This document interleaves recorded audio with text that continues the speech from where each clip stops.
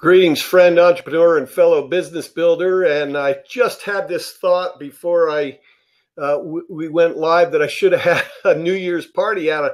Happy New Year to everybody. Happy 2018. And it should be a happy 2018 as we move along here because things actually are looking pretty good across the country. We're going to talk about that. You are at the January webinar, monthly marketing meeting for members of the BizKaboom Alliance, and we're happy to have you here. I notice we have several people online. We're going to give folks another minute or two to get on board, but meanwhile, why don't we just have everybody kind of chat their welcome in there to the new year. Some greetings to you. How about giving me some greetings back? Just go to the chat room and type in your greetings so I can see who exactly is here with us, and that'd be great. So I can see folks. All right. Good. Looking for those chats. We'll give it about another 30 seconds, then we'll get going. Thank you for the Happy New Year thought, Matt. That's great. Hope you all had. Tell me how your Christmas season went in the chat. By the way, let me see how things have gone. I see that not everybody, but most of the folks that are on are jewelers, and I'd be interested to know how the holiday season went for you guys. Just chat a little note there about how things went. Thank you, Alta. So, okay, it's 12:02. So once again, this is the January monthly marketing meeting for members of the BizKaboom Alliance. Welcome, everybody. Again, it's 2018, and we are hopefully off to a good start to what should be a good year. I'm going to talk a little bit about the Trump economy. I'm going to talk about pros and cons, opportunities and threats. As is always the case, there are, two sides to every coin. And at this point in time, the threats are going to be mostly self-imposed. And I'll talk about that in just a few minutes. But here's what things look like. There's the stuff that you already know about. You already know that the stock market seems to hit record highs on almost a daily basis. So business is good for business, particularly bigger business. And that's not a bad thing. That's a good thing. That means there's some prosperity in the economy. If these companies are raising more money through the stock market, that means they have more money to invest in their own business. That can be infrastructure, that can be equipment and supplies, that can also be personnel, and it can also be an increase in wages. So that's good, and that's a nice thing to get started. Number two. The Christmas season was pretty good overall across all of retail. Okay, so sales tended to be up, business tended to be up, revenues tended to be up for retailers in general. It was one of the best Christmas seasons we've had for a long time. So that's great. Let's see, Alta, you say first time, is there a phone number to call? My screen is black and says to go to YouTube. Do I? No, I don't think you should go to YouTube. Matt, can you kind of help Alta with that? I don't know why your screen is black. So let's... I don't know why it would be black either. Okay. She shouldn't go to YouTube though, right? Or this isn't the Webinar Jam is Webinar Jam through YouTube? No, I'll see if there's something I can send her. Okay. All right. Appreciate it. All right. So, and by the way, Alta, don't worry about it too much. I don't have any slides or anything like that to show you. Today's more of a discussion.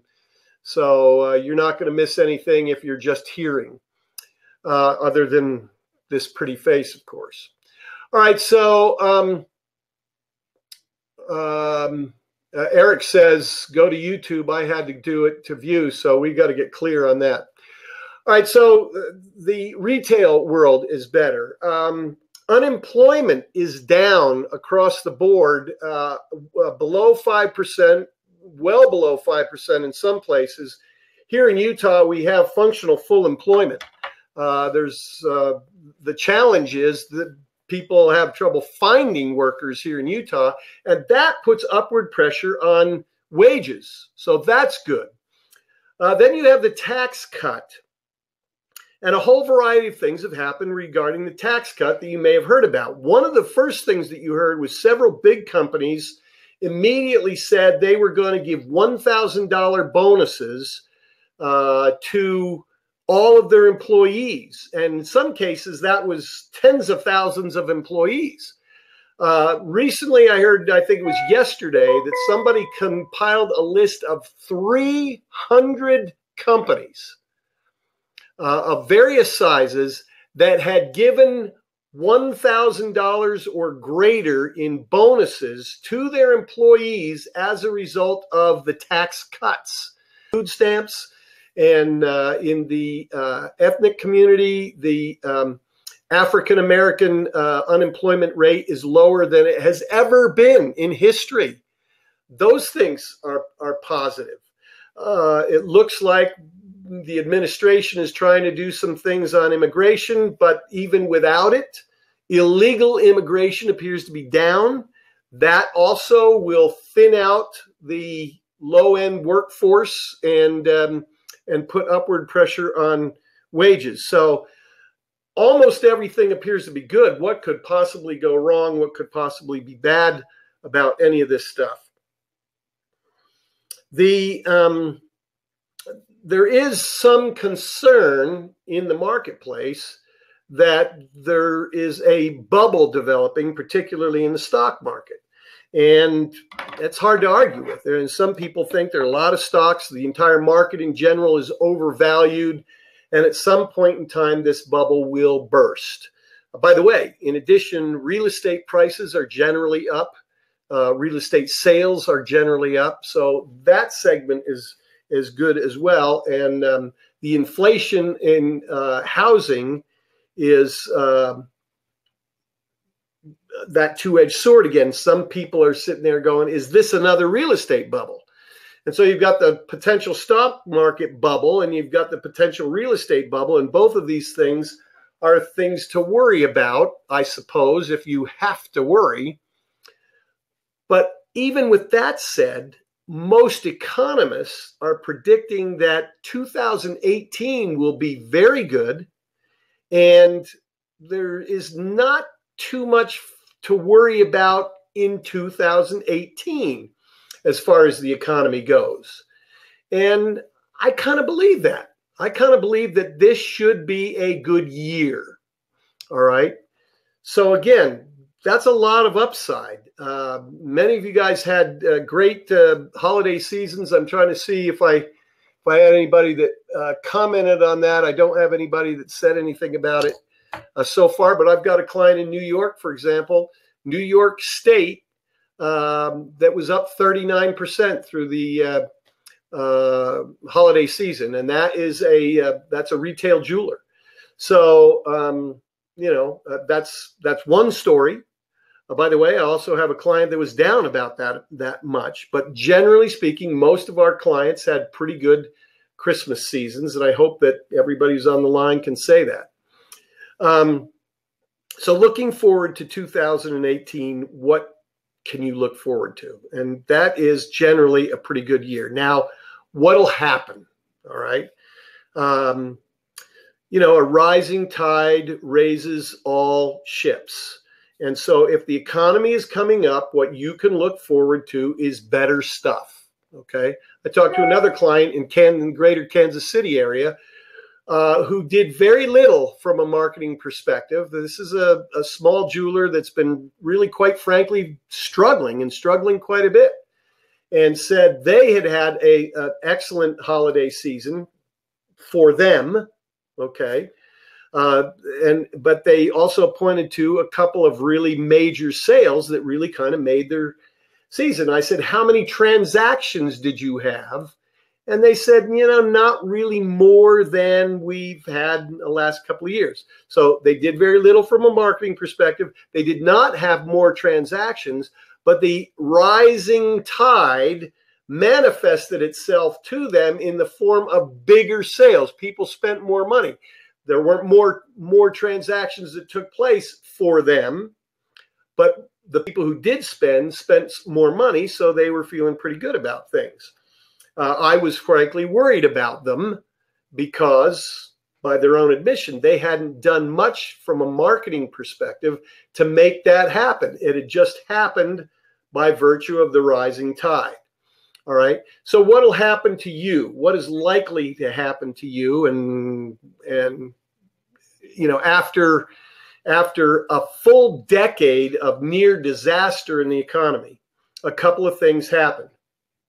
Number one, regardless of the industry that you were in during that period of time, there was a consolidation in most industries. In other words, the weakest players anyway, just as a rising tide raises all ships, a falling tide can sink all ships or ground all ships, right? And so what happened is the weaker members during the recession, that decade-long or the recession followed by the weakest recovery in history, if you really want to call it a recovery. I really don't know that it was, but as everything fell, the ones that were already in danger, the ones that were already dubious in their business viability, went out of business. And so in each industry, things consolidated. If you weren't a good plumbing and heating contractor, if you weren't a healthy business anyway, you're a plumber, a heating contractor, you went out of business. If you weren't in good shape as a retailer going into this lost decade, then you probably went out of business. Now, of those people who survived it, okay, there are some who thrived in spite of it. Okay, Mark Helgerman's a good example of this. He's a jeweler in the greater Pittsburgh area. And despite the recession, he grew at about 20% a year through the heart of the recession. The 2007, 2008, 2009, 2010, 2011, 2012, he was growing at 20% plus each year in Pittsburgh, the heart of the Rust Belt, for crying out loud. Why? Because he was aggressively marketing despite what was going on in the economy. Bill Warren's another example of somebody who had good years all the way through the bad economy. So he's in North Carolina in a small town of just 4,000 people and did not suffer at all during that economy because he was aggressively marketing. Now, there are people who did not aggressively market but still survived it, or might have had either, their business might have dropped off somewhat and then leveled off. Their business might have stayed pretty flat through the entire time. Their business may have even gone up slightly during that period of time. Well, how could that happen when everything else has fallen apart? And it's the principle of orphans, okay? If you're a jeweler and you're here and you've got 3 other jewelers around you who go out of business, each one of them might not have had a great business, but they leave orphans. They leave customers, clients who had been doing business with them that now have jewelry that needs to be repaired, jewelry that needs to be purchased. They look around for where to go. And if these 3 guys have gone out of business and you're the last guy standing, where are they going to go? To you. Now, you can force that, by the way, to some degree when a competitor goes out of business. And I'll talk about that in a minute. But the point is that when there is a consolidation, those who survive the longest improve their chances that they will survive because they pick up the orphans from other businesses who have failed in their industry and that are in their marketplace. So that explains why some people were able to survive the recession. So again, we have people who went out of business during the recession. We had people who merely survived it and have come out now the other side, which is good. And we have people who thrived despite the recession because they were aggressively out continuing to try to build their business. Now, That brings me to the issue of probably the single biggest danger or downside of this now rapidly recovering economy. You'll remember that during the Obama years, there was, and this is not, I'm not blaming this necessarily on President Obama. It's just the facts. There was no quarter throughout the entire 8 years that President Obama was in office where the economy achieved a 3% growth rate. Okay. Throughout 2017, the first year of the Trump thing, and I'm not necessarily blaming this on Trump either, although he has done some things that have obviously been working, there has been 3% plus, and we're looking at 4% as a possibility for some of the quarters this year. Okay. That is very robust growth. All right. And why can we look forward to that? Well, obviously, lower tax rates, higher wages, more employment, lower energy costs if we continue to drill and be self-sufficient as a nation, energy-wise, and all the jobs that come along with that kind of stuff. A dramatic reduction in regulations. I've heard that the Trump administration is eliminating up to 22 regulations for every one new regulation that is put in place. Lower cost of government is a potential. I understand there have been a lot of people who've left government. Obviously, one of the first things Trump did is put on a hiring freeze. But in addition to that, a lot of people who didn't want to work for Trump have left, which lowers the workforce, the governmental workforce. Now, I don't know that they're happy about that, but nevertheless, that puts, if we can actually lower the budget and less of our money goes to the government, that should be good for the economy. Here's the danger, and it's the single biggest danger that we have, and that is complacency. Most businesses in both good times or bad simply ride whatever the wave is, okay? And if you're riding the wave, you're going to rise or fall with the wave. It's just a fact of life, okay? There's just no other way to say it or do it, all right? And that's what most people do. They get into business and they work hard for the first little while, because when you first get into business, you don't have any customers. So what do? You go out and chase customers. You do whatever it takes. If you're a retailer, you advertise. If you're a service business, you may also advertise, but you might also show up at the Chamber of Commerce meetings to try to get people aware of your business. And you might have giveaways, and you might put on events and all those kinds of things, and your business goes up, and it goes up to a certain level. And now you're trying to fulfill the business. You have a certain amount of traffic coming in the door. You have a certain amount of service you're providing and those kinds of things. And so what happens is it builds and then it levels off. And at that point in time, it may level off at a point where you're relatively comfortable. You've got the income that you're looking for, and then complacency can set in. All right. Complacency about building the business can set in.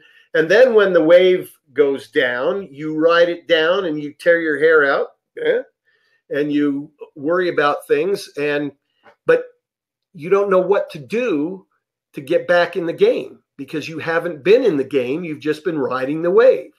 Well, when the wave comes, if you survive it and the wave comes back up, things look terrific. Now, the wave is, the tide is coming back up.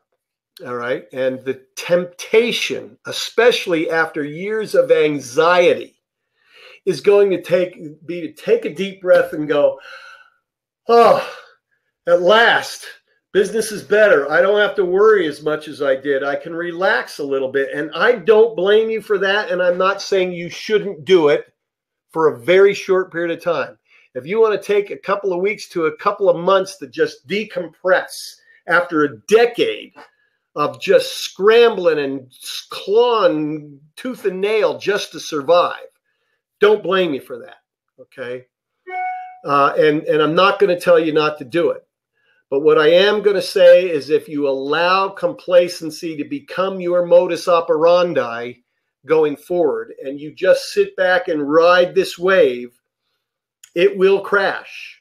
And the crash may be bigger. You know, usually the crashing of the wave depends on the size of the wave, right?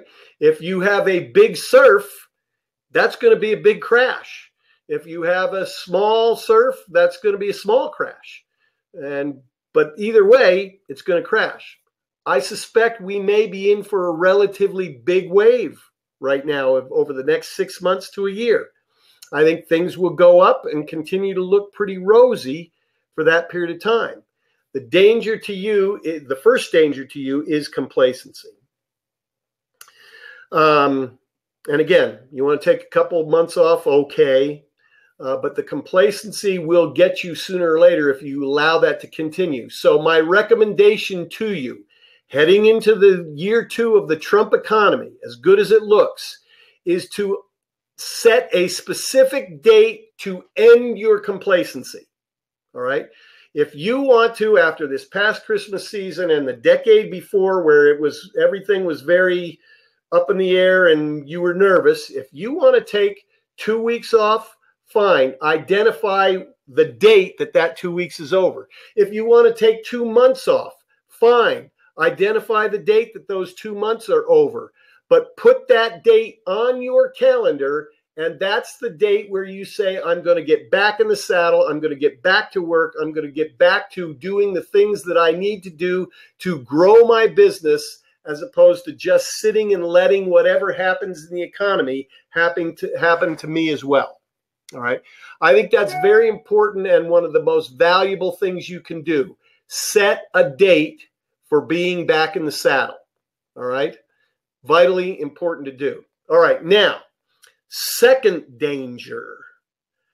Bigger competitors are going to, not all of them, but enough of them, bigger competitors are going to exploit the situation, the economy, okay? So let's say you've got a pet store and you're thrilled with what's going on in the economy. We know that 1 out of every 2 households has a pet. People are going to have more money. That means they're likely to spend more money on their pets. That means maybe they can buy a better brand of pet food that's going to provide greater nutrition for their pet. It's also more expensive. That means they're going to be spending more money with you. That's terrific. Who else knows this? PetSmart, for example? The big chain stores, for example? Do you think Walmart knows this, for example? Now, Walmart may not worry too much about the pet space. Kroger's may not worry too much about the pet space. But PetSmart will worry about the pet space. They will see the opportunity in the rising tide and they will move to exploit it. That exploitation is likely to take 2 forms. One is expanding the number of stores they have. So they're likely to open new stores. You may not have been competing with PetSmart in the past, but next month or next week, you may find that you are competing with PetSmart, okay? So more stores of these bigger chains presenting a different level of competition for you is one of the dangers of the rising tide of the economy for us little guys, okay? The second form that will take is more aggressiveness on the part of those chains in the stores that are already established and across their entire marketplace to promote what they have to offer. So they're likely, with an increase in their revenues, to spend more money on marketing and advertising. They've already got more money than you do to start with, and now they're likely to spend even more. Even if they keep the percentage of money that they spend on marketing as a company the same, the fact that they've got more revenue means that their advertising budget is going to rise with that tide as well. And you may be the victim of that if you've got PetSmart in your marketplace. Okay. So, well, I don't have PetSmart in my marketplace. I'm a jewelry store, not a pet store. Yeah. What about Diamonds Direct? What about Jared? What about Kay? These folks will open more stores and be more aggressive in the marketing of their stores in whatever markets they're already in. And there will be independents who open second stores, larger independents who are in a position to do so may open a second store, or small chains that might have a dozen stores in a state, for example, may look to open additional stores as well. Same thing's true of service businesses, plumbing and heating contractors. The bigger ones already have some advantages, and they are likely to exploit those advantages. They may open new locations, but even if they don't do that, the fact that they've got a healthier business, A, more revenue, B, more profits, means they're likely to raise their game in terms of advertising and marketing. The danger for you is that if you see your business coming up, you may not be paying any attention to what those larger competitors are doing. And if your business grows, let's say at 8 or 9% this year, you might be, especially after a decade of no growth or 1 or 2% growth a year, and suddenly you're up 8%, you're sitting there going, wow, my life is great. Maybe you're up 12%. Wow, my life is sensational. Well, if the economy grows 4% a quarter, that's 12% a year for just everybody in general. Now, obviously, not everybody's going to grow 4%. There still will be poorly run businesses who go out of business. All right. That happens regardless of the economy. Businesses that don't get after it and just are hoping that they're going to hang out a shingle and the people will flock to them. You know the historical statistics. That being that 4 out of 5 businesses fail in the first 5 years, and 4 out of 5 of the ones that survive fail in the next 5 years. All right. So it's tough to be a small business. But if you're sitting there going, hey, I got 10% this growth this year, and the economy's growing at 4% a quarter, or 12%, or really when you look at 4% a quarter, it compounds. So it's probably more like 14% over the course of the year. If that happens to the economy and you only grow 10%, you may complacently look there and say, oh, wow, life is good. I grew 10% this year. But if your competitors are growing 12% or 14%, or if they're particularly aggressive and instead are growing 18 or 20%, you're actually losing ground without even knowing it. And the only way to guard against this is to remain aggressive from the growth perspective. In a testimonial that Bill Warren gave about the coaching program many years ago, he related the truth. If you're not going forward, you're going backwards. There's no such thing as standing in the middle. So, number 1, set your time limit for complacency. Give yourself a well-deserved break. Take a vacation if you want. If you can't take a regular vacation, feel free to take a vacation from marketing if the stress of that discipline has taken its toll on you. But set a limit for when you're going to get back in the game. That's number 1. Recommendation number 2, keep an eye on your local economy in particular and your local competitive situation in particular. Make sure you're keeping an eye on what is going on with your competitors. Now, you've got 2 kinds of competitors in your marketplace. There are friendly competitors, people that you already have a relationship with. You may be part of a statewide jewelers organization. You may just have friends who are jewelers as well, or pet store owners, or chiropractors, or veterinarians, or plumbers, or accountants, whatever it happens to be. Don't hesitate to feel those guys out on a regular basis. Find out how their business is doing.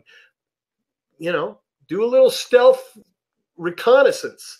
Are they marketing? Are they advertising? Are they making offers? What kind of offers are they making? How are they being responded to? Keep your eyes peeled on what's going on in your own space.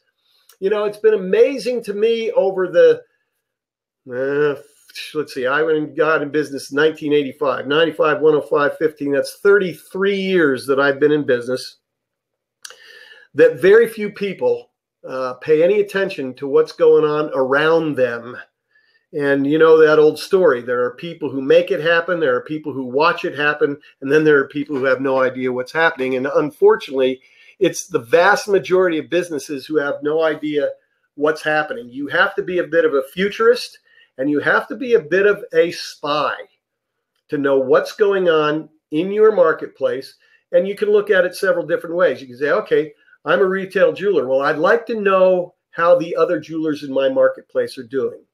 Well, quiz your suppliers, of course, but don't be afraid to send a mystery shopper into your competitor store and see how things are going. By the way, send a mystery shopper into your store as well and see how your staff is doing in comparison to the competition. But strike up friendships with these competitors. Be a little bit guarded in the information you give them, but don't hesitate to ask them questions to find out how things are going. If you find out they're booming and you're just going up a little bit, there's a message in that for you. That means you've got to compete on a more aggressive level. Okay?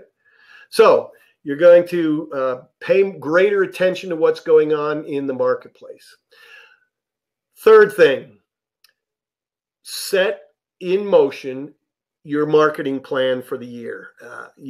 I've talked about this before. And every single one of you, some of you have been through the coaching program. You know what it takes to do a marketing plan, and by all means, you should do one. If you haven't already done one for 2018, set a goal to have your marketing plan done by the end of January. But wait a minute, Jim, you just told me I could take 2 weeks off or 2 months off. Yeah, after you do your marketing plan for the year. Okay, build your hiatus into the marketing plan, but do the marketing plan first, then take your time off if you must. All right, but have a marketing plan in place. If you can't do a full year marketing plan, do a 30-day action plan, but have some kind of plan in place for what you're going to do to market your business. And that's just vitally important. All right. A couple of other things that I want to address. And then I want you to be thinking of questions that you have that you can type into the chat space. I'll be able to see your questions and respond to them. All right. Set a marketing budget. Obviously, that kind of goes with what I've been saying about a marketing plan. But stop the seat of the pants budgetary issue. Now, 3 ways to do that. Okay, one is the standard way that you've often been taught, which is spend a certain percentage of your revenue on marketing. Depending on the nature of your business and where you're located, it's more or less. Some people say spend 2% of your revenues. What is it? There's a rent factor involved in there. Well, I guess it's your marketing and your rent shouldn't be more than 5% of revenues. So if you're in a mall, you're going to spend less on advertising. And if you're a freestanding store, you're going to spend more on advertising. If you're a service company and your rent is low because you're in an industrial district, you can afford to spend more money on advertising. There's all kinds of those things. Now, let me give you some really broad benchmarks. If you're spending 3% or less, you are in a no growth or maintenance mode. If you are spending 3 to 5 or 6%, you are in a moderate growth mode. And if you're spending 5 or 6% or more, you're typically in an aggressive growth mode. These are across the board benchmarks that really have very little to do with the reality of life. But so many industry organizations give you some percentage and saying that should be your budget. No, it's not a budget. That's not a budget. It's a benchmark. And there's a better benchmark that you can use for marketing than a percentage of business. And that is for you to calculate, what does it cost you today to get a new customer to walk through the door? Historically, look back at 2017. How much did you spend on advertising in 2017? Now pull out the amount of money of that advertising that you spent in 17 that went exclusively to your existing customers. Private sales, preferred customer events, whatever it happens to be. Pull out that. In other words, the public never saw that advertising. So whatever you spent on that advertising doesn't count. So if you spent $50,000 and $10,000 of those dollars went to your existing customer base exclusively, you pull out that $10,000, that leaves $40,000. You take the $40,000 and divide it by the number of new customers you brought in during the year, okay? If you brought in 400 new customers, you spent $100 a piece to get them to walk through the door, okay? If you spend $100 a piece to get them to walk through the door, that's what it costs. If it's $93.17, that's what it costs. If it's $54.21, that's what it costs. Whatever your cost of acquisition is what it is. Then ask yourself, how many new customers do I want to bring in the store this year? Okay? If you're spending $100 a piece to get new customers, and you got 400 new customers last year and you're happy to get 400 new customers this year, then once again, you'll have to spend $40,000 on advertising. If you're spending $100 a piece and you want 500 new customers this year, then you're going to have to spend $50,000. By the way, if I've done the math wrong on that, somebody let me know. You see my point, okay? You have a much more meaningful number than some ethereal percentage that is really a benchmark. If you know how much you're spending to bring in a new customer, and as you know from all the time we've spent together, you should know what the cost of acquisition of a customer is for you, not only in general, but you should be able to say, hey, if I'm bringing a customer in through radio, it's costing me X. If I bring them in through direct mail, it's costing me Y. If I bring it in through social media, it's costing me Z. You should have those numbers, okay? But the point is, if all across the board, it's costing you $100 a piece to bring in a new customer, and you want 400 new customers, then this year you're going to have to spend $40,000. And that becomes the benchmark, as opposed to a percentage that could go up or down with the fortunes of sale, okay? Now, that's still a benchmark. It's not really a budget. You don't have a budget until you've broken it down into, I've got X number of dollars going to this promotion or this event, or Y number of dollars going to my radio ads, or whatever it happens to be, all right? And that's where that marketing plan comes into place. Once you know I've got generally $40,000 I know I'm going to spend on advertising for new customers this year, the marketing plan becomes an issue of, where am I going to allocate those $40,000 to get the most bang for the buck and make sure I reach that 400. Now, the goal is not to actually get merely 400 customers for your $40,000 investment. It would be much better to get 500 customers for your $40,000 investment, thereby lowering the cost of acquisition from $100 to $80. Wouldn't that be better? More money, more revenue, and more efficient use of your marketing dollars. But you can't count on that until you prove you can have that experience. So once again, if you have $100 a piece to get them walk through the door and you want 400 new customers, that budget's got to be $40,000. If you say, I don't want to spend $40,000 on advertising this year, then lower the number of new customers you expect to get. If you only want to spend $30,000, and right now today, it costs you $100 to get a new customer walk through the door, and you're only willing to spend $30,000, you are essentially telling me you only want 300 new customers to walk through the door this year. And that's okay.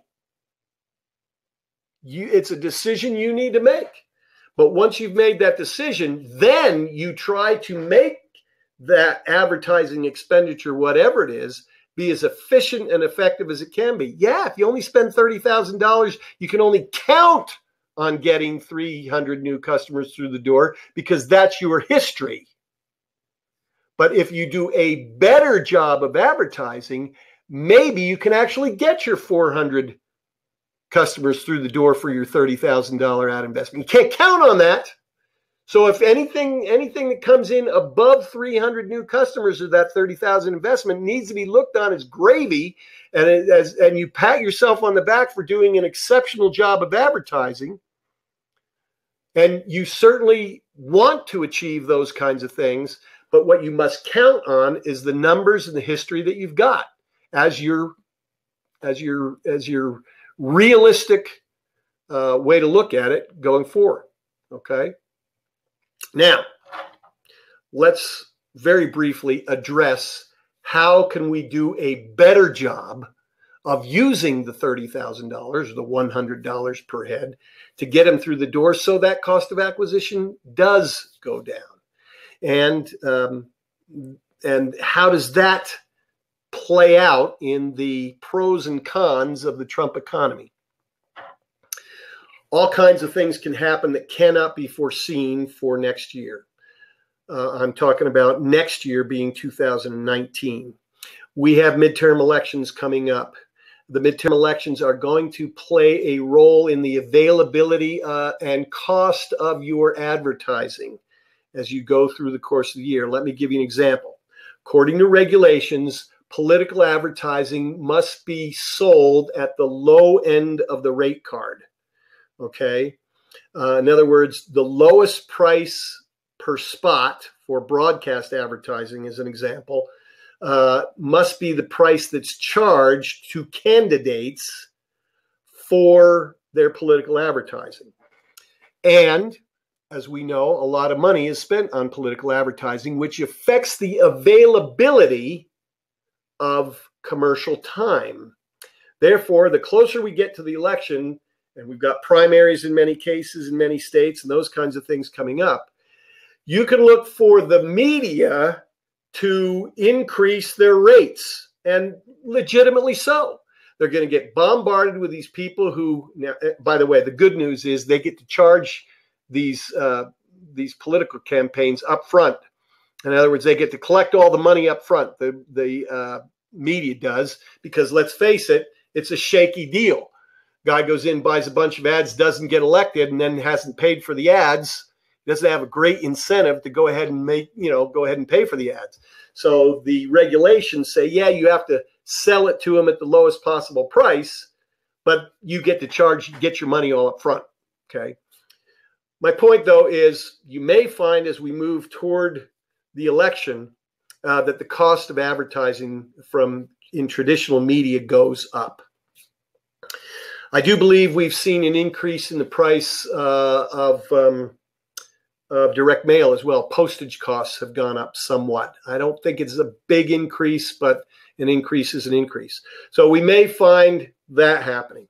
With the increase in wages and the repatriation of a lot of money coming back into the country from overseas, we may find an inflationary situation as well. And that, again, can be good and bad. You'll get to raise your prices on one hand, but you'll have to pay more for whatever it is that you buy on another hand. So that will be a challenge for you. And then, of course, is the issue of the bubble itself. And that may depend on what happens in November as well. If the economy is rolling along well, and despite that, there is a major change in Congress. The Republicans lose the House and or the Senate. I should probably reverse that. What impact will that have on the economy in the back quarter of the year and going into 2019? And then the pure momentum of the economy. How long can 4% growth be sustained before there is a crash, before people say, whoa, this can't go on forever. And they start pulling their money out, and then kaboom, it's classic. All right. And then what happens to the rest of us if that kind of thing can happen? I can't predict it. I can predict there will be a crash. Will it happen in 18? I don't think so. Will it happen in 19? I kind of think it might. Will it last through 19 and into 20? Could. All right. But to not acknowledge that these things are legitimate concerns and on the horizon is just foolishness. And to fail to prepare for them is also foolishness. To fail to acknowledge the competitive situation would also be foolishness. In other words, if you're a pet store owner and you wait until the PetSmart is built and open before you decide to compete, that's a mistake. And it could be a fatal one, even in a great economy. All right. If you're a jewelry store owner and you hear that Diamonds Direct is going to open in your marketplace, and by the way, your marketplace is a 5-mile radius around your store. Diamonds Direct marketplace might be a 10 or 20-mile radius around their store. And so you hear there's a Diamonds Direct on the way, but it's 10 miles away. If you don't think you have to worry about that and start doing something to combat it and compete now, that's a mistake. All right. Next thing is obviously the internet and how to utilize the internet in the changing way that people market. And once again, if you don't have your social media stuff in line and your email marketing in line and your website in line already, and you see businesses starting to come back up anyway, there's a temptation to say, well, life is good. I don't need to worry about those things anymore. Big mistake. You do need to worry about those things and should worry about those things and must, if you started the process of trying to refine your digital marketing skills and capabilities, you should probably utilize some of the new resources that you have from an increase in sales to fuel that process and accelerate it, not just allow it to kind of crawl along as it has been in the past. The internet has changed the way people buy. You've heard me talk about this before. We've had past webinars about the idea of funnel marketing and getting in early and nurturing relationships and bringing them along and having autopilot. I just spent 3 newsletters. If you haven't read the last 3 newsletters, including the January, December, November newsletters, where I focused on email marketing alone. If you haven't figured out how to do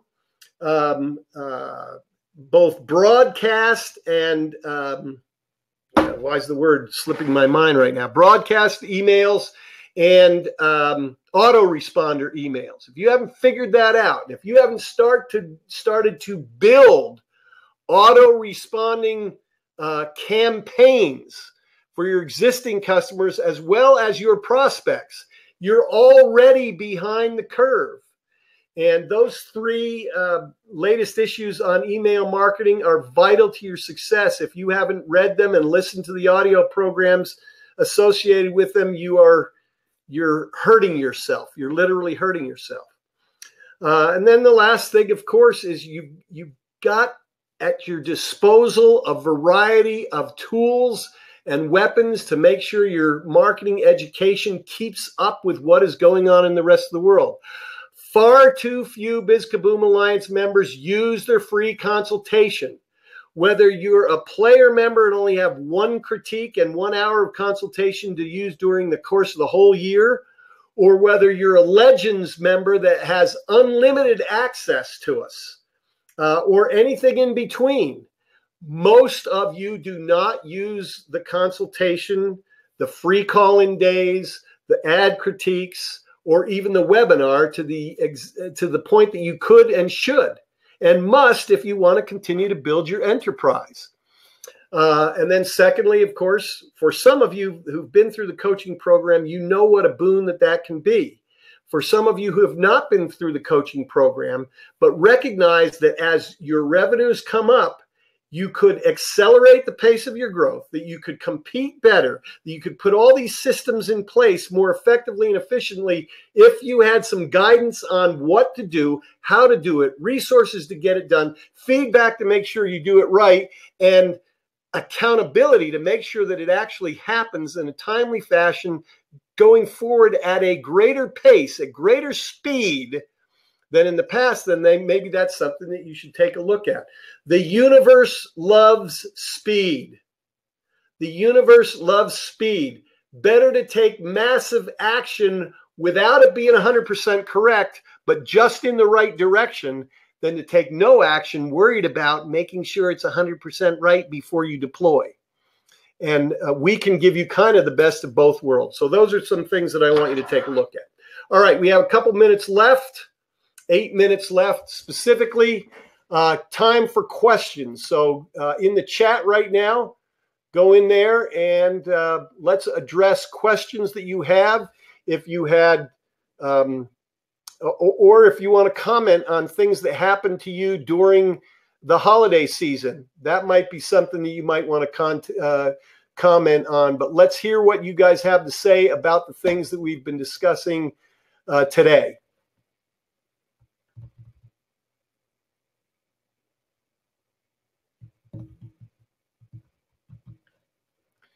Do, do, do, do, do, do, do, do.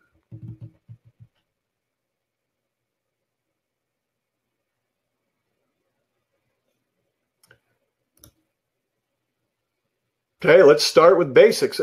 Was this a good kick in the pants for you guys today? Let's at least get some kind of comment on that.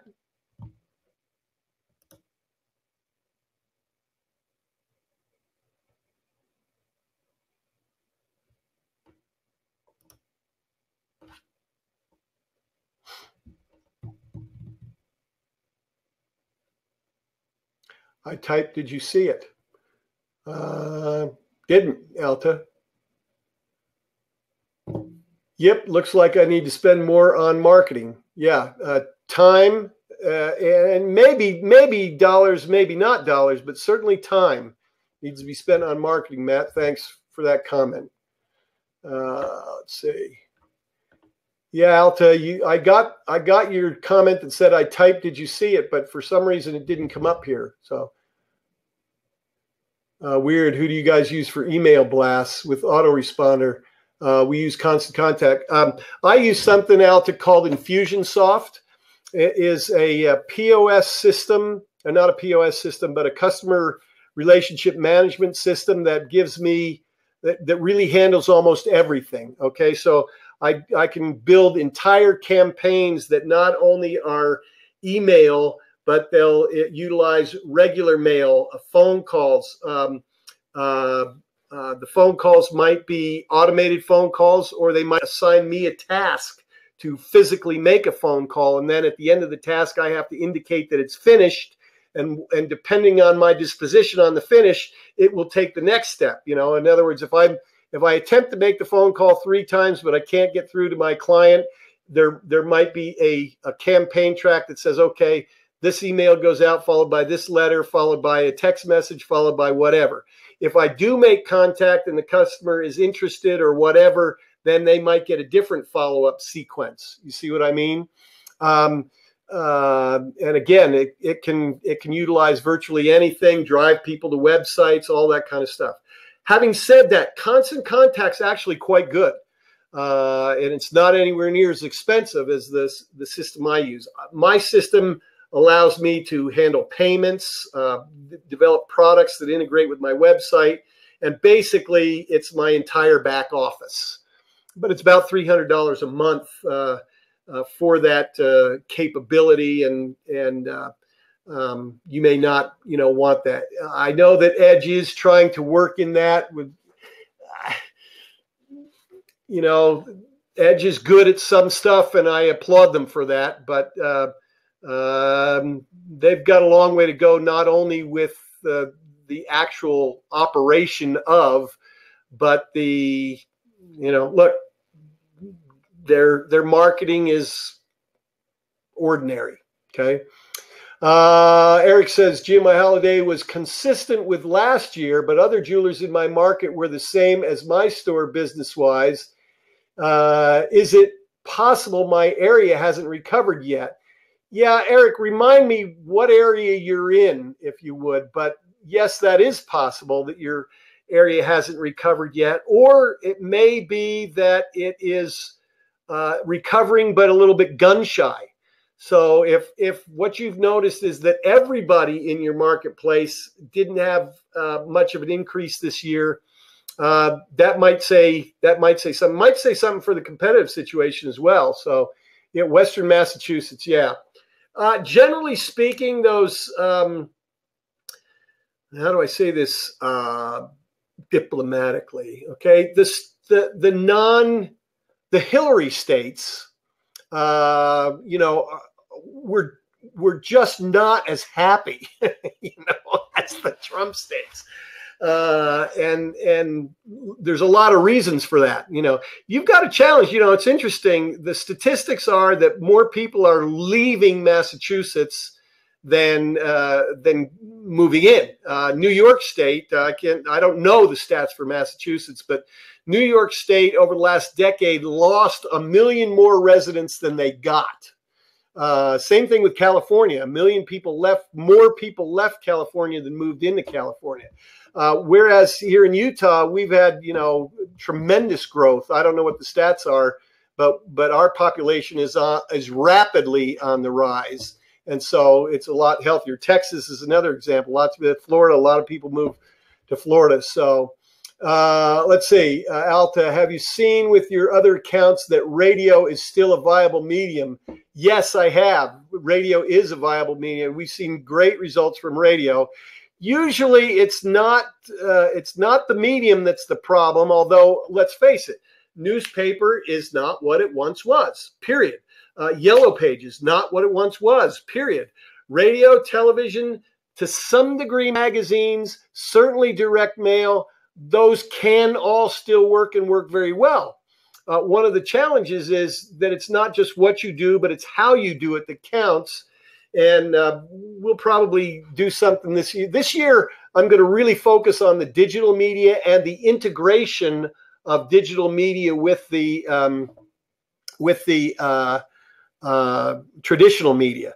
But the truth of the matter is, the traditional media still provides your best way to acquire larger numbers of new customers. I wouldn't necessarily use it to get existing customers to come back. I wouldn't do that at all. You've got too many other much less expensive media that you can utilize to accomplish that. But in terms of getting new customers to walk through the door, the traditional media still outdoes the internet fairly nicely, Alta. So yeah, we can talk about that, and you can use some of your consultation to talk about that specifically. Now, does that mean that the medium is as good as it once was? That's hard to say too, because there's always been a bunch of people out there who always said, this is for decades, who've said radio doesn't work. Well, I know for a fact that it does.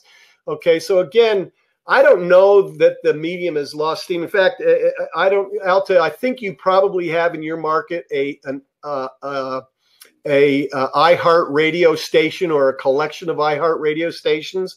And the iHeart radio stations are doing a big ad right now that says radio reaches more people per week than any other medium.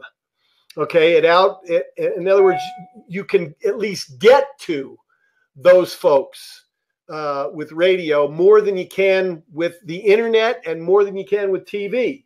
So I don't know what stats they're using for that. I don't disbelieve them. But again, it's what you do with the ad once you're there that counts. So you've got to target your audience correctly. And that means the selection of the stations that you use. But you also have to deliver a message that's relevant to that station's audience. And then you may wind up using radio differently than you have in the past. For example, in the past, what we've done is we've used radio to try to drive people right to the store, right? Hey, come in and take advantage of this great deal. The challenge with that is it happens, the only people who are going to respond to that are people who are in the market, and all your competitors are doing the same thing, all right? What if you were to use radio to drive people to a website where they can download an informational booklet in exchange for some of the, some of their contact information. And then you can use the cheaper media like social, like direct mail, and like email to reach out to them directly. And there's more of a process, right? It's a longer nurturing of the relationship thing, but it can make the response that you get to your radio better. Okay. Yeah, you say they have been saying that since I sold radio over 20 years ago. Yeah, I appreciate that, Alta. All right. Appreciate the feedback. Appreciate the back and forth. We are out of time. And so I do appreciate you being on today and for your comments and questions. Again, I implore you, if you've got, and you do, since you've got consultation time in the form of either consultations or ad critiques, or the free call-in day, which comes up next week, I believe, on the 17th. You'll get notification about that. Please take advantage of those things. And, if it's right for you, maybe it's time to look at either the coaching program or ramping up your membership level to a higher level that gives you even more coaching and consultation as you go along. Again, Happy New Year to you. Welcome back. Let's take an already positioned to be prosperous 2018. Let's use it as an opportunity to skyrocket our business like we never have before. And we'll look forward to helping you in your continuing quest to get more customers who will pay you more money more often, the fastest, easiest, most cost-effective ways possible. See you next time, everybody. Take care.